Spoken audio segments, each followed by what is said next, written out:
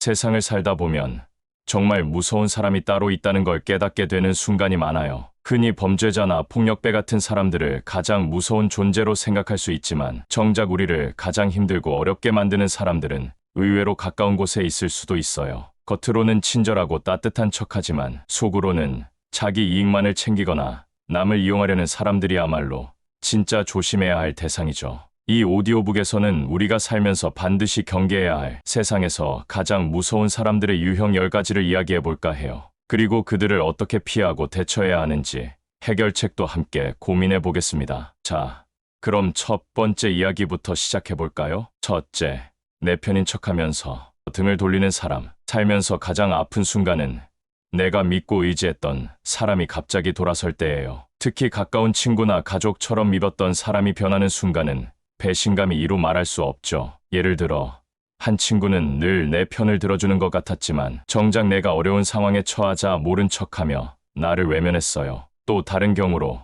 형제나 친척이 재산 문제로 갈등이 생기자 태도를 바꿔 적대적으로 변한 사례도 있었죠. 한편 직장에서 늘 나를 도와주던 동료가 승진 기회 앞에서 돌변하며 나를 밀어내려 했던 경험도 많아요. 진짜 내 편인지 아닌지는 위기가 닥쳤을 때 드러나는 법이에요. 사람을 너무 쉽게 믿기보다는 상대의 행동을 잘 살피고 신중하게 관계를 맺는 것이 중요해요. 둘째, 친절한 척하지만 뒤에서 험담하는 사람. 겉으로는 웃으며 대하지만 돌아서면 뒷말을 하는 사람도 정말 무서운 유형이에요. 특히 이런 사람들은 대놓고 적대적이지 않기 때문에 더 늦게 알아차리고 상처받는 경우가 많아요. 예를 들어 한 지인은 항상 내 앞에서는 칭찬을 해줬지만 나 없는 자리에서는 내 험담을 하며 내 평판을 깎아내리고 있었어요. 또 다른 경우로 회사에서 나를 잘 챙겨주는 듯하던 동료가 뒤에서는 상사에게 나를 비난하며 자신의 이익을 챙긴 사례도 있었죠. 한편 가족이나 친척 중에서도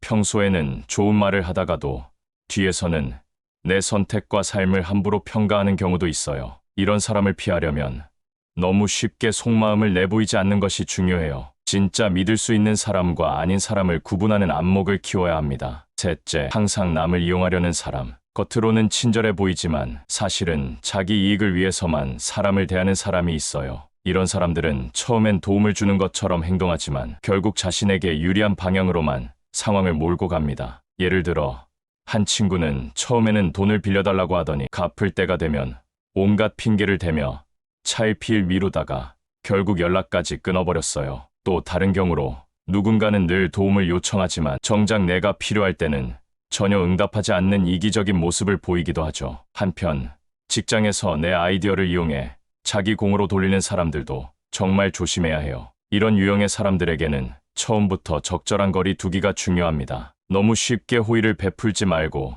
필요할 때는 단호하게 선을 긋는 것이 나를 지키는 방법이에요. 넷째, 피해자인 척하며 동정심을 유발하는 사람. 끊임없이 자신이 피해자라고 말하면서 남들의 동정심을 이용하려는 사람들도 있어요. 이런 사람들은 주변에서 관심과 도움을 받기 위해 의도적으로 힘든 상황을 강조하고 심지어 거짓말까지 하는 경우도 있습니다. 예를 들어 한 지인은 늘 나는 너무 힘들어 세상이 나만 힘들게 한다는 말을 반복하며 사람들에게 동정과 지원을 요구했어요. 또 다른 경우로 직장에서 자신이 억울하게 당했다고 주장하며 다른 사람들을 선동했지만 사실은 본인이 일을 제대로 하지 않아 문제가 발생한 경우였죠. 한편 가족이나 친구 관계에서도 항상 자기만 희생자인 것처럼 행동하며 다른 사람들에게 죄책감을 심어주는 유형도 있어요. 이런 사람들에게 휘둘리지 않으려면 상대의 말을 무조건 믿지 말고 객관적인 사실을 확인하는 것이 중요해요. 필요할 때는 거리를 두고 단호한 태도를 보이는 것도 필요합니다. 다섯째,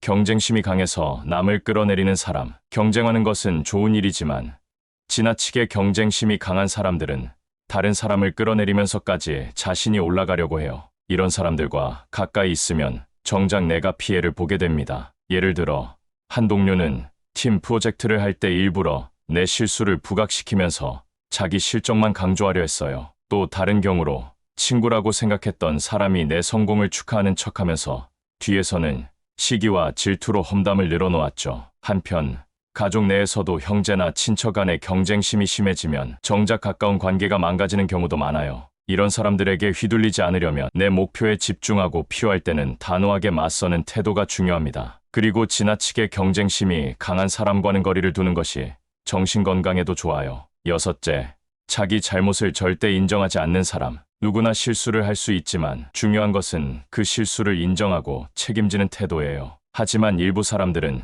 절대 자기 잘못을 인정하지 않고 오히려 남을 탓하며 책임을 회피하려고 하죠. 예를 들어 어떤 사람은 분명 자기 실수로 일이 꼬였는데도 내가 그때 그렇게 안 했으면 괜찮았을 텐데라며 남에게 책임을 돌렸어요. 또 다른 경우로 거짓말이 들통나도 절대 잘못을 인정하지 않고 끝까지 우기며 오히려 화를 내는 모습도 있었죠. 한편 가족 내에서도 문제를 일으키고도 절대 사과하지 않는 사람들이 있어 관계를 더욱 힘들게 만들어요. 이런 유형의 사람들과는 논쟁을 피하는 것이 좋아요. 그리고 중요한 관계라면 대화를 통해 해결하려 하되 필요하면 적절한 거리를 유지하는 것도 방법입니다. 일곱째, 남을 조종하려는 사람. 어떤 사람들은 은근히 남을 조종하려 하면서도 정작 본인은 그런 의도가 없다고 주장해요. 이런 사람들은 주로 죄책감을 이용하거나 심리적으로 압박하면서 상대를 자기 뜻대로 움직이려 하죠. 예를 들어 한 친구는 항상 내가 무언가를 해주지 않으면 기분이 나쁘다는 식으로 행동하며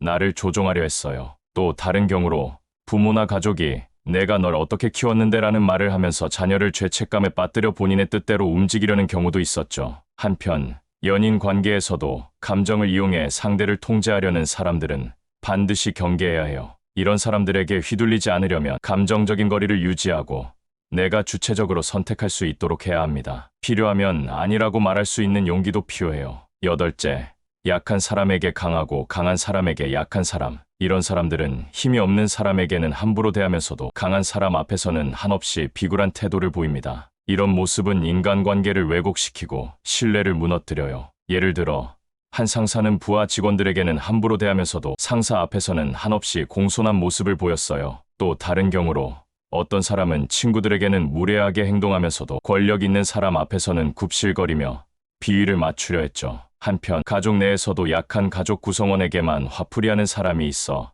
갈등을 일으키기도 해요. 이런 사람과는 건강한 관계를 유지하기 어려워요. 가능한 한 거리를 두고 존중받지 못하는 관계에서는 과감하게 벗어나는 것이 필요합니다. 아홉째, 겉으로는 도와주는 척하면서 은근히 깎아내리는 사람. 도움을 주는 척하면서도 은근히 상대를 깎아내리는 사람들이 있어요. 이런 사람들은 칭찬과 비판을 교묘하게 섞어 상대의 자존감을 흔들어요. 예를 들어 너 이거 참 잘했네. 근데 사실 누구나 할 수 있는 거긴 하지라고 말하며 칭찬인 척하면서 비하하는 경우가 있어요. 또 다른 경우로 너는 정말 열심히 하는데 결과가 좀 아쉽긴 하다며 상대를 불안하게 만드는 경우도 많죠. 이런 사람들에게 자주 노출되면 자존감이 낮아질 수 있어요. 스스로를 지키기 위해 이런 말들을 걸러듣는 연습이 필요합니다. 열째, 자기만 옳다고 믿으며 남을 무시하는 사람. 세상을 자기 기준으로만 판단하고 다른 사람들의 의견을 무시하는 사람들과는 건강한 관계를 유지하기 어려워요. 이런 사람들은 타인의 경험이나 가치를 인정하지 않고 자기 생각만 강요하죠. 이런 사람들과는 불필요한 논쟁을 피하고